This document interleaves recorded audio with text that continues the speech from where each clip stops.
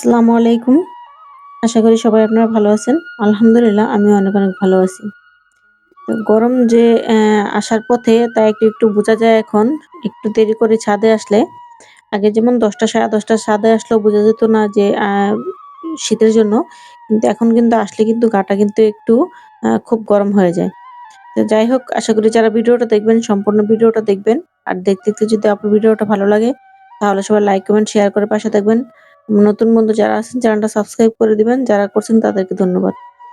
তো এই যে এইমাত্র যে জিনিসটা দেখলেন, আসলে এটাই কিন্তু দেখাচ্ছে বা বোঝাচ্ছে যে আমাদের কিন্তু গরম কিন্তু প্রায় কাছাকাছি চলে আসছে। তো এই যে পুরাটা শীত গেল, আলহামদুলিল্লাহ এটা কিন্তু জাপ পোকা। এই জাপ পোকা কিন্তু সিম গাছ বা বরবটি গাছ, এই ২ টা গাছের জন্য খুবই একটা ক্ষতিকারক পোকা। তো পুরাটা শীতের মধ্যেও কিন্তু আমার গাছে কিন্তু একটা জাপ পোকাও ছিল না। তো যারা শুরু থেকে আমার ভিডিও দেখেন তারা কিন্তু জানেন। তো এই যে যেহেতু জানুয়ারি মাস প্রায় শেষের দিকে, গরম আসবে, আসবে একটু ভাব। তো দেখুন এখনই কিন্তু তারা কিন্তু বাগানে এসে হাজির। তো যেহেতু শীতের বাগান প্রায় শেষের দিকে, আর সিম গাছগুলো আলহামদুলিল্লাহ মোটামুটি কিন্তু এখনো খুব সুন্দর আমি ফলন পেতেছি মাশাআল্লাহ। তো দেখা যায় কয়েকদিন আগেও কিন্তু পরশুদিনও কিন্তু আমার গাছগুলা ভালো ছিল। তো হঠাৎ করে চোখে পড়ল যে এরকম জাপ পোকার আক্রমণ হয়ে গেছে। বা কয়েকটা ডালায়, সবগুলিতে আবার না, কয়েকটা ডালার মধ্যে। তো এটাই আচ্ছা, আসলে কি এটাই হচ্ছে যে গরমের লক্ষণ। কারণ গরমকালে কিন্তু একটু পোকামাকড়টা একটু গাছের মধ্যে বেশি হয়। কারণ শীতের মধ্যে কিন্তু গাছে তেমন একটা পোকা হয় না। তো যাই হোক, আলহামদুলিল্লাহ আমরা পোকা হলে পোকার ওষুধ দেব। ইনশাআল্লাহ আস্তে, আস্তে বাগান করব। এটাই কিন্তু স্বাভাবিক। কারণ পোকা যেহেতু আল্লাহ পাক দিছে, এটার মধ্যেও তো নিশ্চয়ই কোনো না কোনো কারণ আছে অবশ্যই। আর কারণ ছাড়া তো আল্লাহ পাক দুনিয়াতে কোনো কিছু সৃষ্টি করে না। তো যাই হোক, পোকা যদি আমাদের লেগে থাকে তাহলে আমরা আমাদের যে ঘরোয়া যেই উপকরণ আছে সেগুলো দিয়ে কিন্তু আমরা কিন্তু গাছে স্প্রে করতে পারি। তো সেটা কি দিয়ে করি বা কি করব সেটা অবশ্য পরে আপনাদের সাথে শেয়ার করব। তো অ্যা পোকা এখন যেহেতু জাপ পোকা গাছে চলে আসছে, তো এইভাবে আপনারা যেভাবে দেখলেন যে আমি ডালটা তুলে একেবারে ফেলে দিলাম।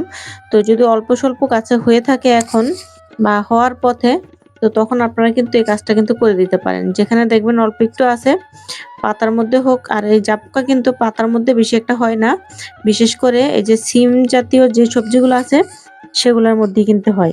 হয় সিমটার মধ্যে ধরবে, না হয় বরবটি হলে বরবটির মধ্যে ধরবে। তো ওই জিনিসটা যদি বড় হয়, তোলার মতো হয়, তাহলে তুলে নিয়ে ভালো করে পরিষ্কার করে ধুয়ে নিবেন। আর যদি ফেলে দেওয়ার মতো হয় তাহলে ওই ডালটুকু ভেঙে একেবারে এমন জায়গায় ফেলতে হবে যাতে করে আবার নতুন করে সেখান থেকে পোকাগুলো সবজির মধ্যে যেতে না পারে। তো এটা হচ্ছে সাধারণ যে ট্রিটমেন্ট আমরা গাছের করতে পারি সেটা, যদি অল্প পর্যায়ে থাকে। আর যদি খুব বেশি, মোটামুটি বেশি পর্যায়ে থাকে, তখন কিন্তু আমাদের স্প্রে করতে হবে। তো সেটা ঘরোয়া পদ্ধতিতে অনেক কিছুই আছে। তো অ্যাম অর্গানিক ভাবে। তো সেটা ইনশাআল্লাহ আগামীতে আস্তে, আস্তে শেয়ার করব। তো এই তো, এতে বোঝা যায় যে গরম কাছাকাছি আমাদের, শীত প্রায় চলে যাচ্ছে। আর আলহামদুলিল্লাহ দেখেন শীতের প্রায় জানুয়ারি মাসের শেষ পর্যায়ে আলহামদুলিল্লাহ এখনো কিন্তু আমার গাছে প্রচুর পরিমাণে সিম আছে মাশাআল্লাহ। আর এই যে দেখুন একটু, একটু করে যেখানেই আমি দেখতে পারতাছি, আমি কিন্তু হয় পাতা দিয়ে এভাবে মুছে দিতেছি, নয়তো আমি সেই ডালটা ভেঙে ফেলে দিতেছি। যেহেতু আমার গাছে মাত্র ২-১ টার মধ্যে আমি একটু দেখতে পারছি। তো এরকম করে যদি আপনাদের কাছেও থাকে, শুরুতে কিন্তু আপনারা কিন্তু এই কাজটা করে দিবেন। আর না হয় যদি আপনার স্প্রে যে নলটা আছে বা স্প্রে বোতল আছে সেটার মধ্যে পানি ঢুকিয়ে একবারে ভালো করে গাছে স্প্রে করে দিবেন, যেখান দিয়ে কিন্তু এই পোকাগুলা ধরে সেখান দিয়ে। তো এটা করলে সাধারণভাবে মানে কিছুদিনের জন্য পরিত্রাণ পাওয়া যাবে। তো আলহামদুলিল্লাহ অ্যা গরম সবজি যেহেতু আমরা কিন্তু এখন থেকে আস্তে, আস্তে বোনা শুরু করে দিছি। বীজ বপন শুরু করে দিছি। তো আলহামদুলিল্লাহ চেষ্টা করব যাতে আগে, আগে আমাদের বীজগুলো রেডি হয়ে যায়। বীজগুলো যদি আগে, আগে আমাদের রেডি হয়ে যায়, তাহলে কিন্তু আমরা আগে, আগে আবার সেই সবজিগুলি লাগাতে পারবো। আর আগাম সবজি পাওয়ার কিন্তু এটাই কিন্তু একটা উপায়। অ্যা ঘরে যদি আমাদের বীজ রেডি করা থাকে, তাহলে যদি আমরা বীজগুলা বসিয়ে দেই, তাহলে কিন্তু খুব সুন্দর করে কিন্তু আমরা কিন্তু আগাম ফলনটা পাবো। আর কয়েকদিন পরে বসালেও যে আমাদের খুব দেরি হয়ে যাবে আসলে কিন্তু তা না। কয়েকদিন পরে বসালেও কিন্তু আমরা কিন্তু খুব সুন্দর সবজি পাবো। কিন্তু যদি বিচি ঘরে থাকে তাহলে একটু আগাম বসিয়ে দিবেন। আর মাশাআল্লাহ দেখুন এরকম কত সুন্দর সিম। তো এরকম সবজি যদি গাছে থাকে তো সেই গাছ তো ফেলে দেওয়ার প্রশ্নই আসে না। ইনশাআল্লাহ আমার গাছে যতদিন ফল থাকে আমি এই সিম গাছ রাখার চেষ্টা করব। যখন দেখব যে একেবারেই হচ্ছে না বা একেবারে শেষ প্রান্তে এসে গেছি তখন আমি কিন্তু এগুলো উঠাবো। এর আগে না। তো যেহেতু আশা করি ফেব্রুয়ারি মাসটাও আমরা মোটামুটি এখান থেকে আরো ফলন পাবো। যে বীজগুলো আমি বপন করছি সেগুলো কিন্তু বড় হতে লাগানোর উপযুক্ত হতে কিন্তু প্রায় ১ মাসের মতো সময় লাগবে। তো এই সময়টা আমাদের যে শীতের সবজিগুলি আছে সেগুলো দিয়ে কিন্তু আমরা কিন্তু আমাদের বাগানটা কিন্তু সবুজ রাখতে পারি। আসলে এটাই হচ্ছে ছোট, ছোট কৌশল। কোনো গাছ যদি একটু দুর্বল হয়ে যায়, আপনারা বাগান থেকে তুলে ফেলে দিবেন না। সেটাকে আবার পর্যাপ্ত খাবার দিয়ে, একটু সেবা যত্ন করে, একটু সারিয়ে তোলার বা একটু শক্তিশালী করে তোলার চেষ্টা করবেন। তো দেখবেন সেখান থেকেও ইনশাআল্লাহ আপনারা কিন্তু খুব সুন্দর করে কিন্তু সবজি পেতে পারেন। তো এই যে সিম গাছটা দেখলেন মাশাআল্লাহ কতগুলো কিন্তু নতুন, নতুন শাখা-প্রশাখা বের হয়েছে। এখান থেকে কিন্তু আমি আশা করি খুব সুন্দর কিন্তু আমি সিম পাবো আলহামদুলিল্লাহ যদি আল্লাহ পাক রিজিকে রাখে। আর এই যে আজকে কয়েকটা মাস আমি প্রায় ৩ মাসের মতো কিন্তু অনবরত আমি কিন্তু এখান থেকে ফলন পাচ্ছি। আর সেটা কিন্তু আমার একটা মাত্র উপায়ে সেটা হচ্ছে জৈব কীটনাশক বা জৈব সার।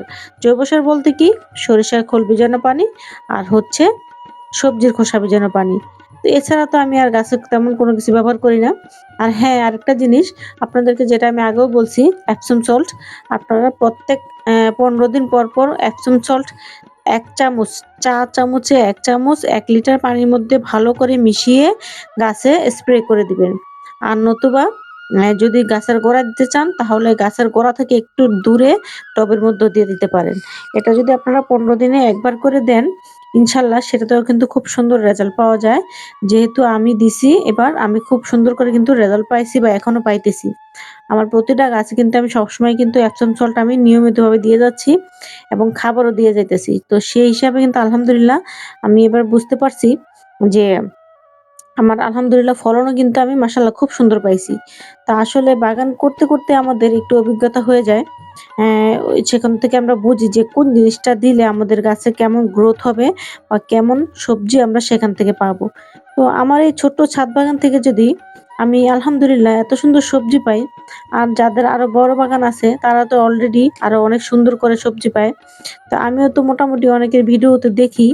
তো আলহামদুলিল্লাহ অনেকের বাগান আমার কাছে খুবই ভালো লাগে, খুবই পছন্দ হয়। তো ইনশাআল্লাহ যদি বেঁচে থাকি তো আপনাদের সাথে কোনো একদিন এরকম বড় বাগান আমিও শেয়ার করব আলহামদুলিল্লাহ, যদি আল্লাহ পাক বাঁচিয়ে রাখে। তো ততদিনে আমি যতটুকু আমার আছে বা যতটুকুর মধ্যে আমি করতে পারি সেটাই কিন্তু আপনাদের সাথে আমি শেয়ার করি। তো এরকম ছোট জায়গার মধ্যেও তো আমি কিন্তু প্রচুর পরিমাণে সবজি হারভেস্ট করি সেটা তো আপনারা দেখেন, যারা দেখেন তারা জানেন। আসলে এই কাজগুলি কিন্তু মন থেকে করলে আপনি সামান্য জায়গা থেকেও কিন্তু অনেক কিছু করতে পারেন। আপনার যদি ছোট একটা বারান্দা থাকে সেটাও কিন্তু সেখান থেকে আপনারা কিন্তু কিছু না কিছু সবজি আপনারা হারভেস্ট করতে পারবেন। যেমন বারান্দায় যে সবজিগুলো হয় সেটা যদি আপনি লাগান একটু পুঁইশাক গরমের দিনে, একটু করলা গাছ, এরকম যদি আপনারা যদি সামান্য পরিমাণে ২-৩ ঘন্টা ৩-৪ ঘন্টা রৌদ্র আপনার বারান্দায় আসে তাহলে কিন্তু খুব সুন্দর করে আপনারা এই জিনিসগুলা করতে পারেন।